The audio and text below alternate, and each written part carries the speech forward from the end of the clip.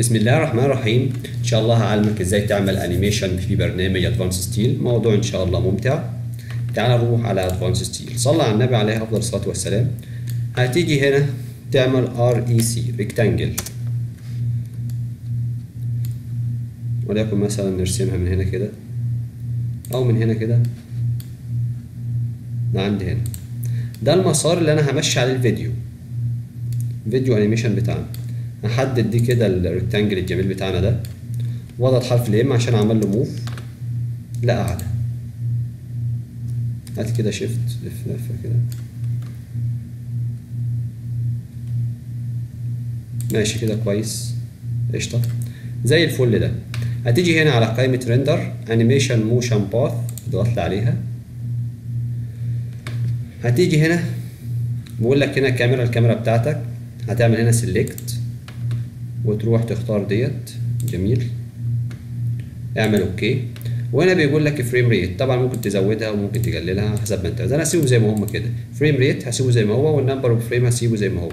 والديوريشن انت عايز مده الفيديو كام؟ انا هخليها وليكن 15 ثانيه. والريزوليوشن طبعا فيجوال ستايل ده اللي هي بتاعت اللهم صل على سيدنا محمد. عايزه 2 دي واير فريم، عايزه مثلا اللهم صل على سيدنا محمد هيدن، الحاجات الجميله ديت رياليستيك كده. انت بتختار. انا هسيبه زي ما هو موجود زي ما انا عامله كده. وانا بقول لك الفورمات بتاع الفيديو انت عايزه ايه. وهنا الريزوليوشن بتاعتك عايزها عاليه واطيه كده. شوف يعني اللي انت عاوز تعمله غير فيها. كل ما بتعدل الريزوليوشن كل ما الفيديو جودته بتبقى حلوه. هنعمل اوكي. بيقول لك هنا اختار المكان اللي انت عاوز تسيف فيه. انا هسيف هنا في نفس المكان ده، هعمل سيف يس.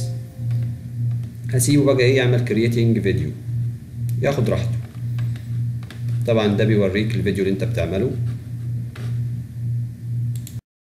طبعا هو خلص الفيديو.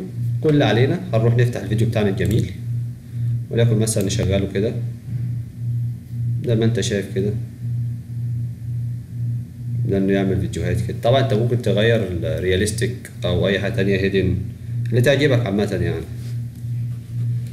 طبعا انت بقى ممكن تغير المسار، يعني هو مش شرط المسار يكون ريكتانجل. يعني انت ممكن مثلا اللهم صل على سيدنا محمد تجيب مثلا بولي لاين مثلا، يعني حسب مزاجك. تعمل هنا بولي لاين،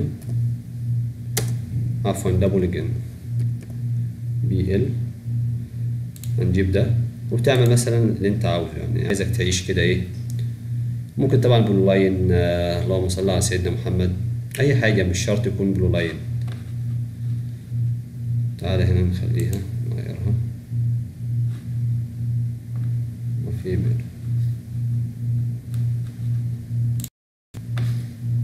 وهكذا. انت بتجيب البلو لاين وتبدا انت شوف تعمل ايه ويعمل. يعني ايه عايزك تعيش كده وتغير، مش شرط يكون ايه كده. انا مش عارف ايه ماله الجهاز عمل كده ليه، بس قشطه. يعني انت خدت الفكره وعايزك تعيش.